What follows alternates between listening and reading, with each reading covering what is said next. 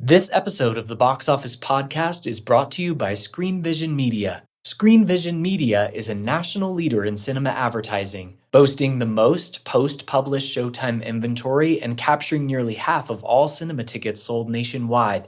Their expansive network covers 94% of DMAs with almost 2,300 theaters and 14,000 screens. Screenvision Media reaches a young, diverse, and highly engaged audience with innovative ad solutions while guaranteeing incrementality and measurable business outcomes for advertisers. Choose Screenvision Media to leverage innovative ad solutions and guaranteed results in your cinema advertising campaigns. It's no longer just showing up, seeing a movie and leaving. You want to be there for the night. So I think that is the innovation we need to be looking for.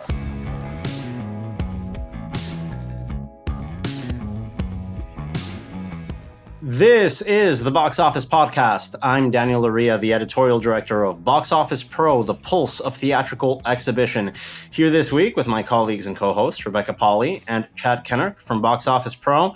And in this week's episode, we are joined by Jason Guerrasio, the entertainment correspondent at Business Insider and the executive producer of MoviePass Movie Crash, the new documentary on the rise and fall of everyone's favorite subscription service here in the United States that is now available to stream on the Max streaming app.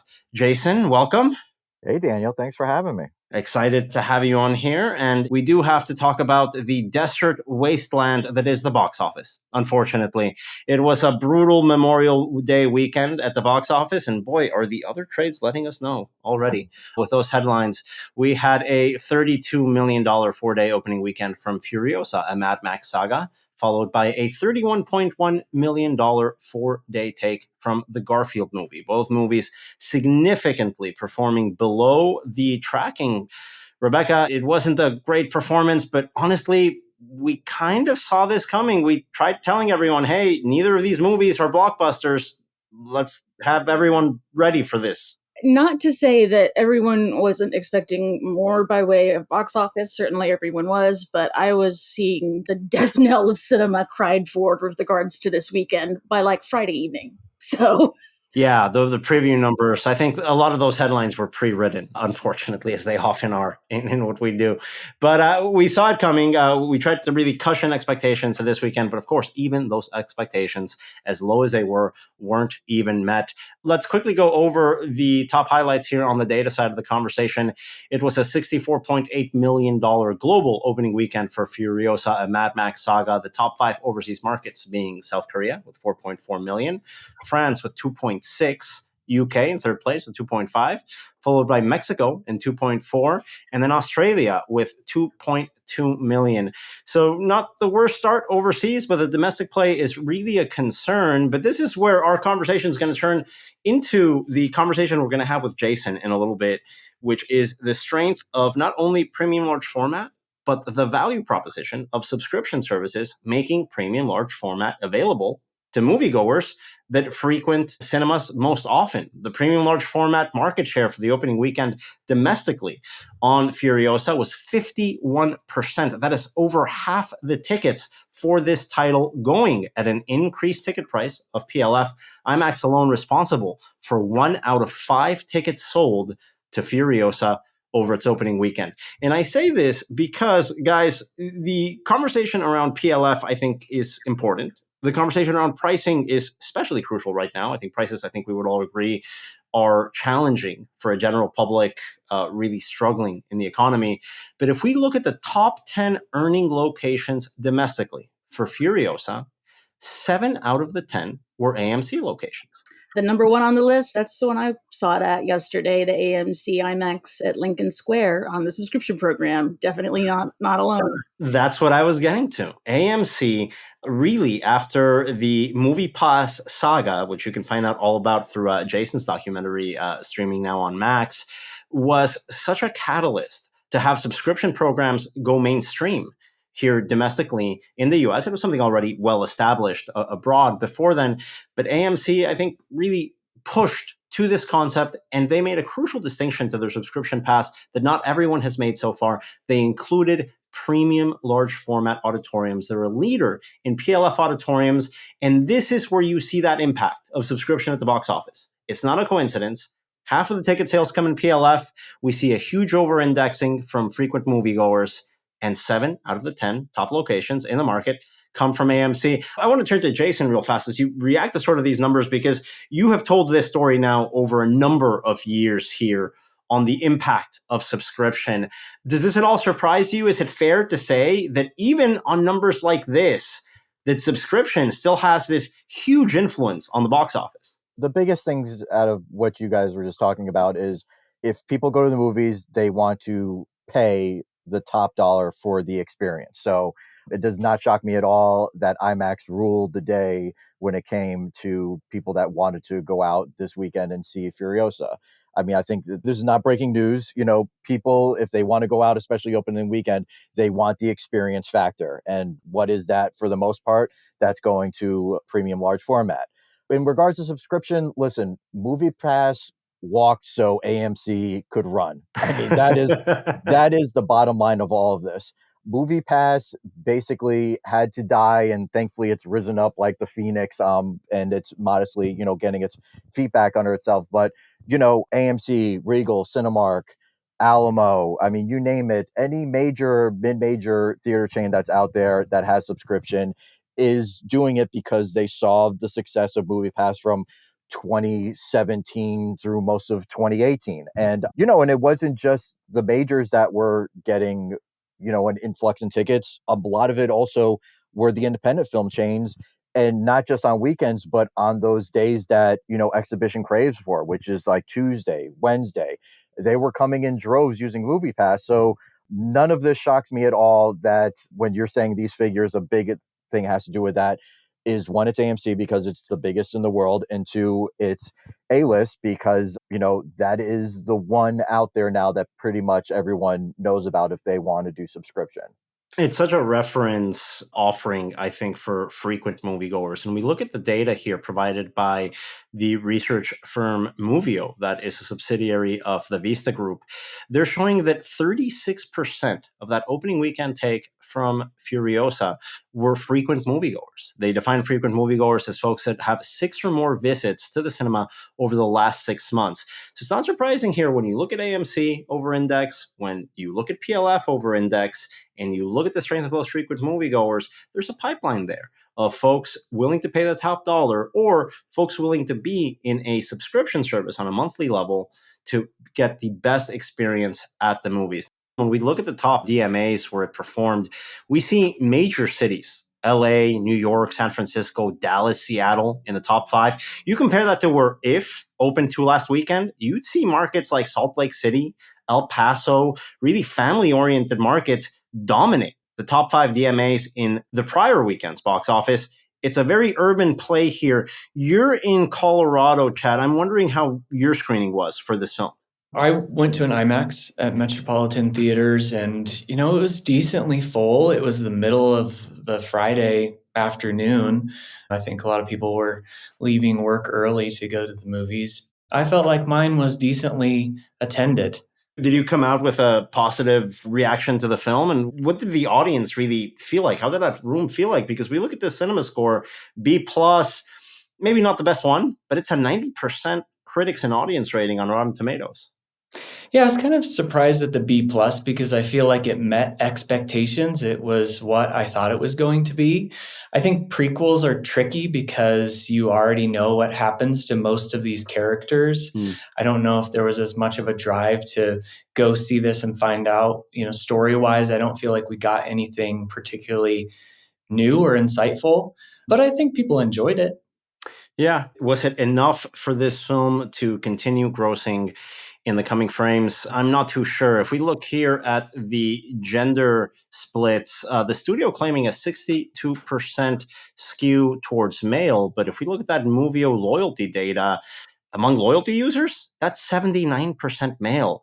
Rebecca, for a female-driven prequel, not the sort of numbers you want in your marketing. For just someone who liked the film, I do hope that it has a strong holdover. Certainly, we don't want to lean into the narrative that opening weekend is the only one that matters for the success or failure of a film, however you define those terms. And I think, potentially on the side of the film having solid holdovers, I mean, if PLF was such a big play for this film, as it obviously was on opening weekend, and we'll go into depth a little bit more on this later in the episode, but as we move into the summer, what's going to take over on those screens, like Inside Out 2? So hopefully people waiting out that opening weekend rush, fingers crossed. Well, we see those legs really expand out when we talk about PLF titles and titles that perform really well in that format. And with 51% market share from premium auditoriums, you have to think it's going to maintain some of that momentum, as you say, Rebecca. If the demand is concentrated on one auditorium out of the 12 in any given location, that is going to, let's say, average out over the coming days. And that's what we expect this weekend. But unfortunately, we do have to warn our listeners in exhibition. If you're not too thrilled about reading the sky is falling headlines this week, boy, wait till next week, because this weekend's going to be brutal. We are looking at numbers that are going to be closer to the nightmare that we experienced in April at the box office. We have 3 new titles, none of them with a significant marketing campaign or screen count coming into the market. An anime title from Crunchyroll. We've got Summer Camp for an older demo.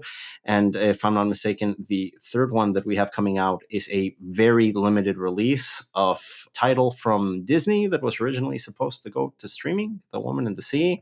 It's not great in terms of what's coming into the market this weekend. And of course, we are coming off of a frame where the 3 new openers from last week, and I include not only Furiosa and the Garfield movie, but also Sight from Angel Studios, didn't really have great breakout numbers. So brace yourselves for this weekend. But after that, things are going to get better. Things will get better. At least we have positive tracking here for the month of June. Studios have to have some more guts, man. I mean, think if the Fall Guy was still around, and we're talking about this weekend kind of being like a dead zone, you would have had Furiosa, the Fall Guy, Garfield.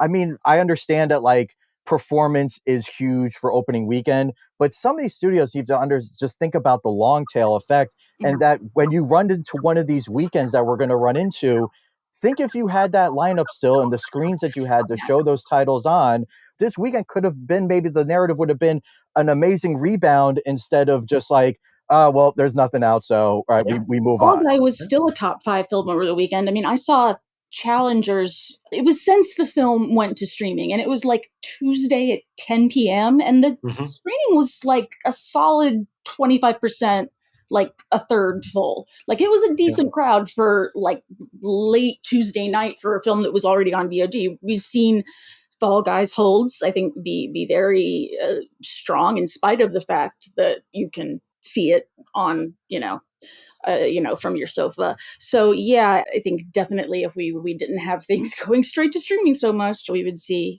more success theatrically. The streaming narrative that you bring up, I look at this weekend and I hear what Jason is saying. I look at a movie like, what was that Anne Hathaway romantic comedy that just came out on Amazon? The Idea of You. The Idea of You. Thank you, Chad. I'm still waiting for that Amazon MGM $1 billion investment in theatrical that was promised to me last year. I don't know when that's coming, but boy, this coming weekend, a title like that could have really had an impact. No competition from The Fall Guy at all, even if that would have been a hit. No competition in the following frame from Bad Boys Ride or Die or The Watchers, an action movie and a horror movie. Yeah, I think I don't want to, let's say, overemphasize the impact of the strike, but there's a reality here, is that we have films that are performing more or less to their expectations. Fall Guy performed on the lower end of expectations, but it's an original IP. If the same thing, something's behind it, something's against it. We never expected great numbers from the Garfield movie, which performed along the lines of the other 2 Garfield movies that were released in the early 2000s. And Furiosa was never a global behemoth. These movies, I think, are a victim of expectations based on their release date. We have expectations not based on the title, but on the release date on a strike-impacted year. I think that's what's part of the, let's say, misfiring at the box office here. When it comes to dating, too, this would have been the perfect weekend for Netflix to put Hitman in screens, and they go with June 7th, which just, there are going to be less screens. So it doesn't make any sense going up against Bad Boys. Could have done it this weekend. And even something like that, I mean, the data's out there. Every major circuit has worked with Netflix at this point. Netflix knows what, let's say, highly anticipated film that they have is going to perform in theaters and how that's going to impact streaming exclusive release down the line. The data's out there, but we have to stop fooling ourselves that Netflix has any interest whatsoever in putting their best product out to theaters exclusively. It's not going to happen. Not with this executive leadership. Something major is going to have to change. Amazon, I think, has shown a willingness to put their top content out there, but they're very selective, right? I think my frustration isn't with Netflix that, again, it's not like, oh, if they only gave it a shot. They gave it a shot. They have the data in front of them. They're not going to do it. Amazon, on the other hand, I have more expectations out of that team there, especially after that MGM acquisition. And Daniel, let's not forget, and this is, again, I'm not bringing up anything new, but the only time you see those meaty, and I put that in quotes, theatrical releases with a Netflix title is when it's a marquee director and that director pushes for that to happen. And it's an awards push, likely. You have to wonder if that's part of the contract on an acquisition basis, if that's part of the language in this is what you need to do for me to give you my movie. But yeah, we'll keep on tracking how that streaming picture evolves with theatrical. It's a limited slate, but things are going to be looking much, much better after this weekend. We're going into a June with, I think, a lot of potential. Now, there's also a lot of pressure for these movies to perform because we're coming in after a number of misfires at the box office. So we are in a situation where if Inside Out 2 doesn't play at the high end of our expectations, things might be looked at differently for that title. And I think the same thing applies to Bad Boys Ride or Die from Sony. I want to get your impressions of these movies, guys, starting with the June 7th release of Bad Boys Ride or Die from Sony and a counter-programming title here from Warner Brothers, the horror thriller The Watchers from Ishana Night Shyamalan. Bad Boys is tracking huge. Who knows what that means anymore? But if I know one thing, I know Sony is going to keep that thing in theaters until the end of the summer, at the very least. So I am bullish on Bad Boys doing well. The Watchers, the weird thing with that is, horror typically is the thing that we lean into when we need some kind of spike in the box office. That hasn't happened of late. Will the Shyamalan, whether it be, the child of Shyamalan, gives us that boost that we need, will be interesting to see. The footage is great. I mean, it definitely has that thriller vibe. Yeah. I'm not hearing that much of any anticipation for it, particularly. I went out and I from what we saw at CinemaCon, I think there's a reason to get excited. But those concerns that you have, Rebecca, I think are alarming. To build on Jason's point, we haven't had a significant crossover hit from the horror genre so far this year. We really need that. Now, The Watchers, I think, is tracking to be the highest opening weekend at the box office for the genre. We're currently looking at a range between $12 and $20 million. So again, not crazy numbers. It's not like a New Line September release from Warner Brothers, but early summer, 12 to 20, I think, is a decent range for them to take that title. Bad Boys, however, I don't know if you guys are a fan of this franchise. It is tracking better than I thought. The prior entry opened to $62 million in 2020. The only 2020 release from a major studio to not have its theatrical run interrupted by the pandemic, ended up winning the box office crown that year. Right now, Bad Boys Ride or Die from Sony is tracking between a $50 to $70 million opening weekend. I know that sounds great, but it's actually quite in line with where the last one performed and giving us a little bit of a cushion here. It's a depressed market, might open below. But if people continue to be excited, we have a good rebound weekend. We expect something as high as $70 million for that film. So a good start to June is what we're looking at with two titles that I think have a potential to do more. But as long as they hit their marks, we should be fine. And then here's the big risk for Disney, which is a studio that if you look at the annual box office so far this year, guys, can you imagine being in an industry like this one where the number one studio in the second half of the 2010s doesn't release a single new movie until mid-June? Because that's where we are. And they're coming into a cold streak for Pixar, where the last two titles they put on this same exact release date didn't hit. Lightyear ended up grossing, I think it was the lowest or second lowest theatrical run of all time for a Pixar movie in the market. And then Elemental, even though it had legs, had, I believe, the same opening weekend of the original Toy Story, the 1995 release, to match the lowest opening weekend record for Pixar releases. Inside Out 2 has to overperform. But man, the stakes are high for this one. Yeah, I mean, I think it's definitely going to be the one to break the cold streak. I mean, it was a very, very cold streak. But I'm maybe it's foolish to be optimistic at this point in the hellish few years we've had. But I'm optimistic about this one, and I'm optimistic because of Gen Z. Because of the young people effect and the nostalgia effect, the people who I know you don't like to think about it, that they were children when the first one came out, probably cried their eyes out over Bing Bong. I think that this is a strong nostalgia play for Disney, for young audiences. And we got to do a little caveat for Disney because, if we were in an ideal world, Deadpool and Wolverine would have opened, a few weeks back, and maybe just we would have a different narrative now about the box office. The strike kind of screwed that up and they had to change the date for that, and so be it. But, the footage that we saw at a CinemaCon of Inside Out 2 looked great. I think there will be a huge nostalgia factor for this. I think, as always, parents are starved to get their kids to the movie theater to see something, especially when school is out. So I do think with all those things factored in, it should do well. I mean, we've seen over the past couple of weeks 2 family titles underperform to various degrees. One of them being If, which is original IP, and one of them being Garfield, which is the opposite of that. It's probably an IP that most people under the age of children, they don't even know who Garfield is. I would fathom. I think what we're looking for is a solid, good family movie. And yeah, Jason, I agree from the footage. Inside Out definitely piqued my interest more than anything we saw from Garfield or If. Well, we also saw about 35, 40 minutes of the film at CinemaCon, which helps. That could always be fool's gold because they did the same thing with Lightyear. And we were like, oh, okay. With this one, I think the room was a little different. But Rebecca, to what you're saying, I think just the mystique of Pixar, I think people want to go to theaters to see Pixar movie, despite of what kind of the narrative was with Elemental. So I'm feeling positive with this. And we've got a $70 to $100 million opening weekend range for Inside Out 2. So that means it has the potential for being the first $100 million opening weekend of the year, coming in halfway through the year.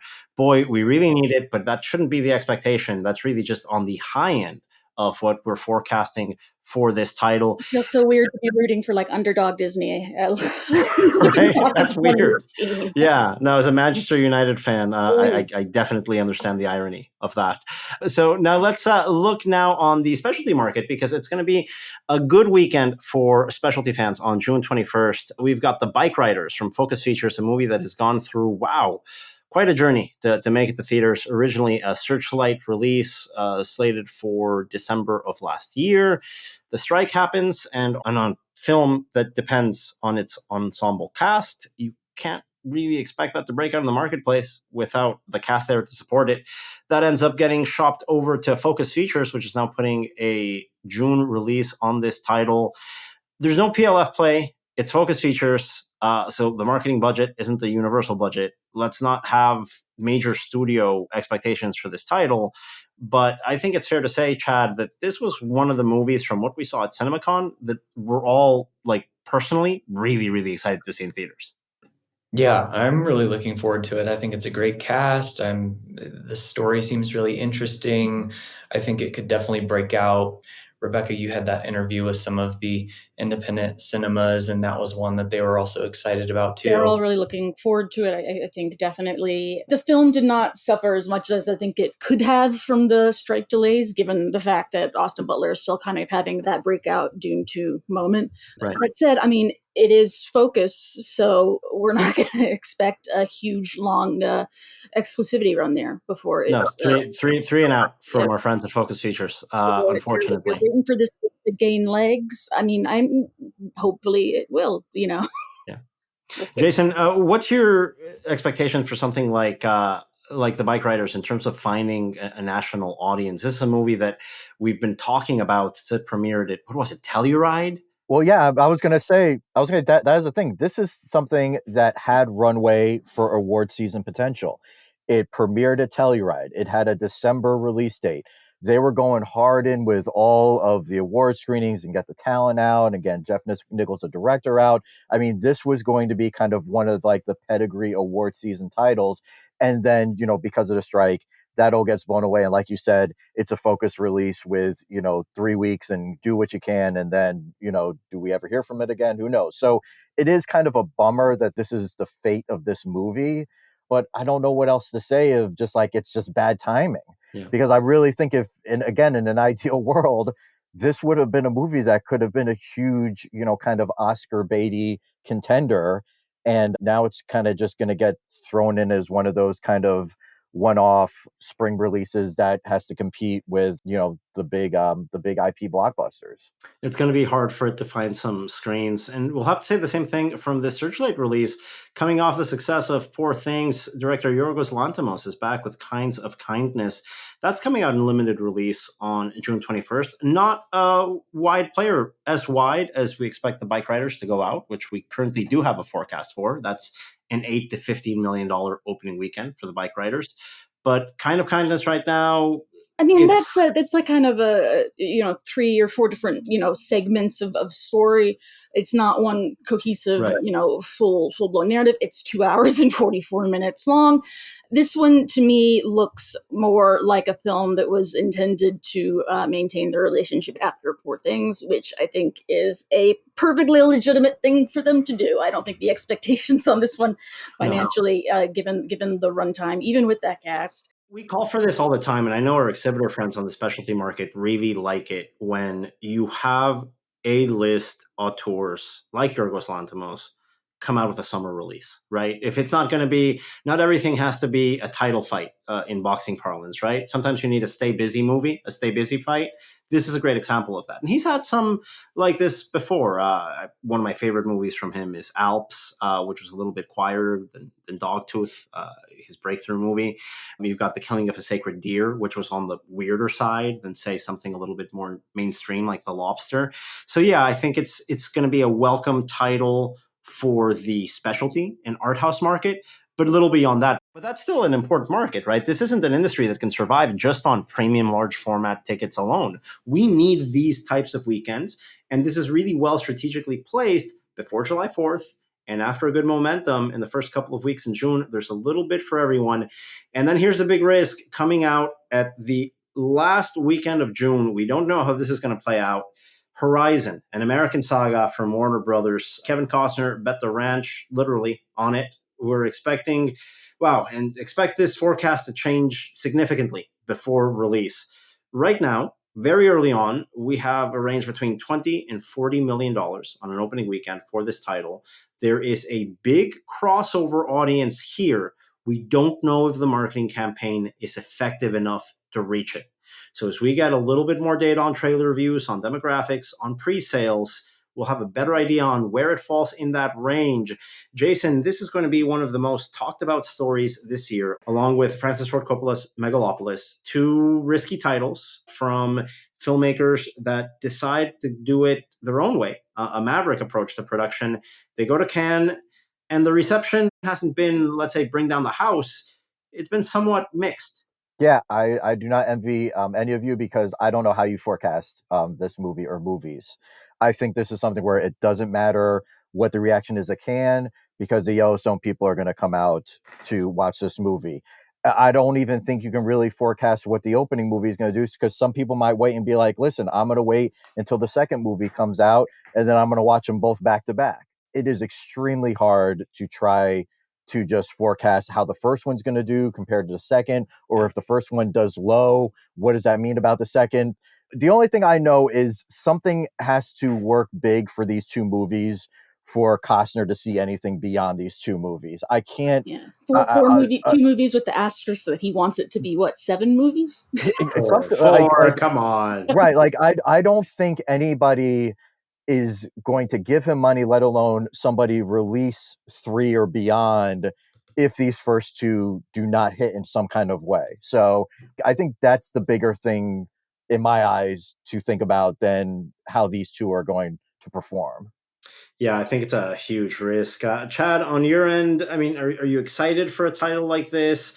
It's not unfair to call Horizon and American Saga a movie that might play a little bit like the Bike Riders and Kinds of Kindness might play. Maybe not to the same level of box office, but the sort of demographic of people that want a night out with movies with an auteur behind it.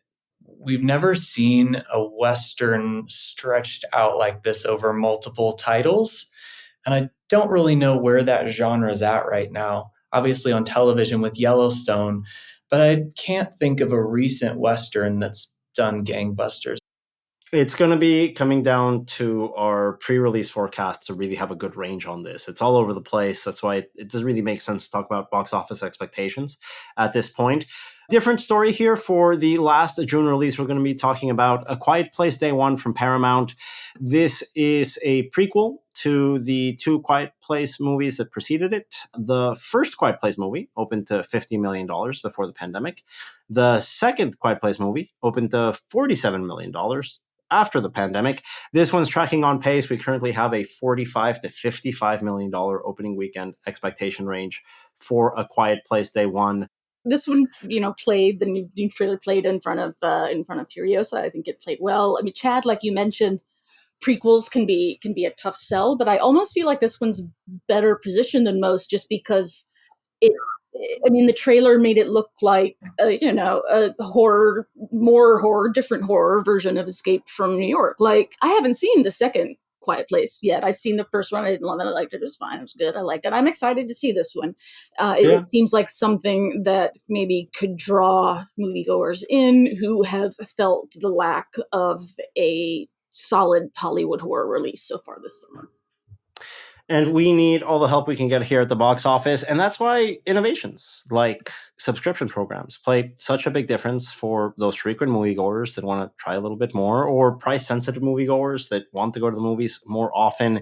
It's been such an important factor. And I do want to close this segment up with you, Jason, talking a little bit more about that legacy that MoviePass opened, that you go so deeply into. And not only in the documentary, I mean, we've been colleagues for years now. We've read your stories. They're as detailed as you can get. It's inside baseball and is well written for a non-trade entity to come in and report. So a huge congratulations from a colleague standpoint, from all of us here. But from your end, looking at that impact and legacy on MoviePass, on subscription, where do you think the industry is now after MoviePass, as opposed to where they were, let's say, before the Helios and Matheson acquisition and the fire sale of $20 all-you-can-watch movies was back in 2017?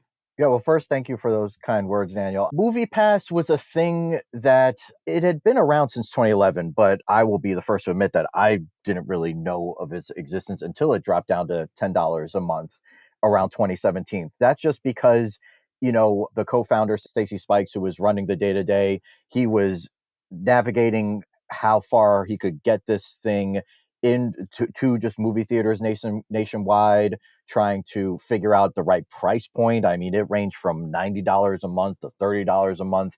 He never wanted to go as low as 10. And that's when Ted Farnsworth came around. By then, Mitch Lowe was the CEO of MoviePass to try to bring in some new blood and bring in some money. Those two kind of crossed streams and found each other. And that led to the $10 a month plan in 2017, which led to millions of subscribers, but a business model that was not sustainable at all. And, what we learned from that is if you can find that sweet spot, which AMC definitely has, and other places, like Alamo Drafthouse and others, if you can find that loyalty and find the right price point and get the most kind of attractive elements on top of seeing a movie, whether it be a deal for large format or, for, using example with the Alamo folks, whether it be merch or a different kind of specialty programming, that it will really, really work for you. Stacy and MoviePass, like I said, kind of walk so everybody else could run, but that doesn't mean it needs to end. I mean, Stacy was able to get MoviePass back about a year plus ago. He's now moved to a credit system. He's made MoviePass profitable for the first time ever. But again, he is still pushing up that rock up the hill big time to try to kind of get back to that national awareness. So, it could be a McDonald's versus Burger King thing, and where someone else is going to kind of jump in and maybe take his momentum and move it on to the next level of whatever subscription could be. And I don't think anybody would have an issue with that. I don't think even Stacey would have an issue with that. I think it's just trying to find more innovation in this space is going to help with a lot of the conversations we've had here. And it's so interesting because the United States as the top market in the global box office and the top exhibition market in the world has always relied on third parties to be its digital innovators. Look at digital ticketing. A Fandango equivalent does not exist anywhere else in the world. It just doesn't. It's usually an industry where the innovation, at least internationally, comes within the circuits themselves. Here, you needed a third party to innovate digital ticketing and what that potential was, and that radically changed the industry.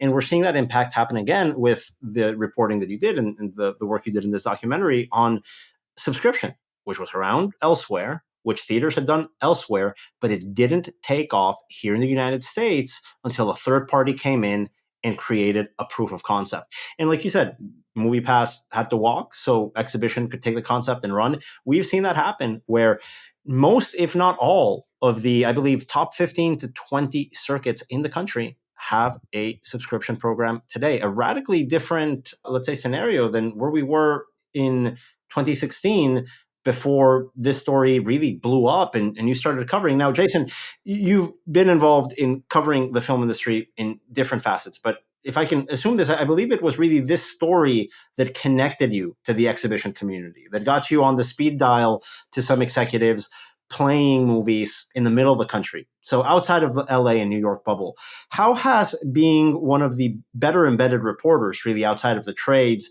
covering this industry from the exhibitor's point of view, how has that changed your appreciation of talking about the film industry?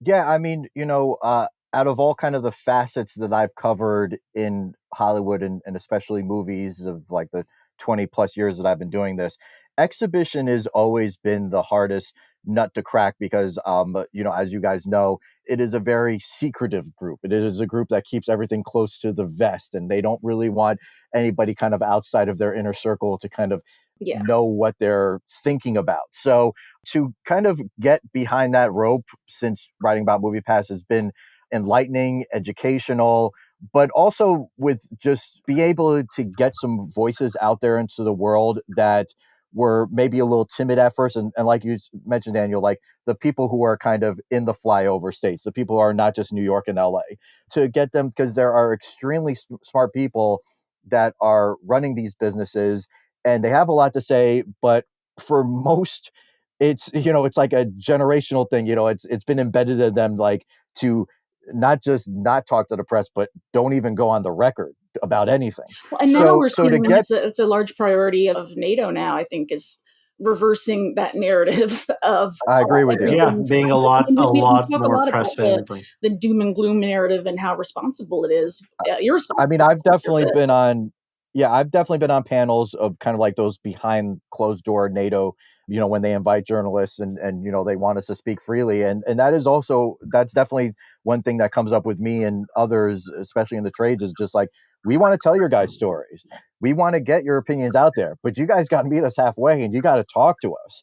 And you got to not I have think, it go through like 18 layers of PR necessarily. yes, absolutely. Absolutely. So I think once you get that trust factor with anything that has to do with this business, and they understand that they're not here, you are not there to do any gotcha journalism or anything like that. It's just really just to tell the story, good, bad, or ugly. I think what people have kind of understood with me is like, I'm telling it right down the middle.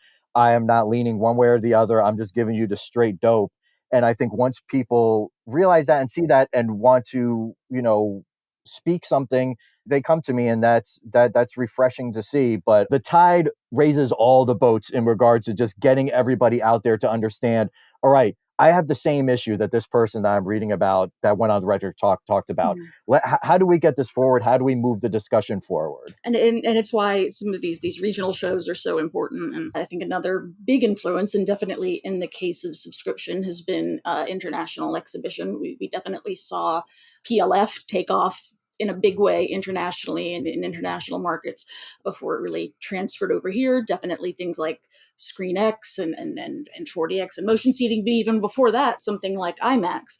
Given those things, I mean, what do you think? Oh man, this is a question that I would hate to get asked, when I'm going to ask it of you anyway. What is the next big innovation? And like, do you think, is it dynamic pricing? Is it pricing related? Because I feel like those are the conversations that people are having. And that's something that international markets definitely have more diversity on that front in terms of their pricing. The dynamic pricing thing scares me a lot. And the reason I say that is I think we can just, as an industry, do better to fill that hole than going that way. I just think we go down a scary, scary road if we do the dynamic. As we saw with AMC attempting to launch it and Right. having that pushback, it's an area where, I mean, I think subscription, hey, you can pay one flat fee and see whatever you want. That's great. But that's kind of a no-brainer. But I feel like the narrative and the PR element is definitely going to come into play a lot more. And somebody smarter might come up with a better idea when it comes down to, the dynamic pricing. Me personally, I think it's less on the innovation tech side and it's more on making the theater houses a destination. I was talking with Daniel not long ago about, one B&B theater that is literally the way it was described to me at CinemaCon. CinemaCon is like the most unique theater in the country because it's got like cornhole in the front of the house or like literally outside. And it's got pickleball courts. That's at Red Oak location, 90 minutes from Dallas. International theaters have stores and shops and all these other elements attached to them. Laser tag. Every theater has a different theme, whether it's like a playground or you have beds so I think, we need to go beyond just, oh, it's got recliner seats. Cool. I think we need to go beyond that and make the theater. I mean, I know some people are going to hear this and be like, oh yeah, great. We're going to make it like a big top and, it's going to have like this, circus, atmosphere. But honestly, like people are going to the movie theater now because they want to spend the evening there, whether it's getting a drink before or after the movie, having a meal, just getting together with friends. It's no longer just showing up, seeing a movie and leaving. You want to be there for the night. So I think that is the innovation we need to be looking for. Now, Jason, I want to close up the time we have you here with us with, I think, an important question on what the future is going to be for subscription. We've seen a shift now from, let's say, the third-party innovator to the, let's say, first-party concept, tying subscription to your loyalty program. Do you believe, now that MoviePass is back up and running, now that it's profitable again, do you believe the U.S. market can support a third-party universal subscription system in 2024 and beyond? I think the market can support it. I just don't know if the industry will support it.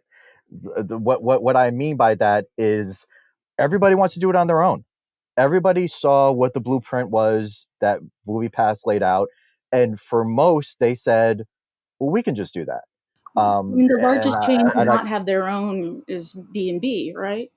Right, I believe, yes. Yeah, I think that's right, Rebecca, yes. And MoviePass has jumped on and is helping out the smaller ones that want to do it, and you can't do it on their own, so they kind of fuel it through MoviePass.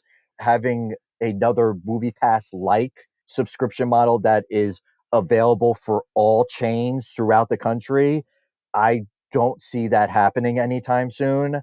I think it's going to be more individual theaters, individual chains coming up with their own. And what you will probably see is an AMC, a Regal, a Cinemark, or maybe one of the smaller ones coming up with some type of innovation to subscription that is going to explode. And then everybody's going to copy that.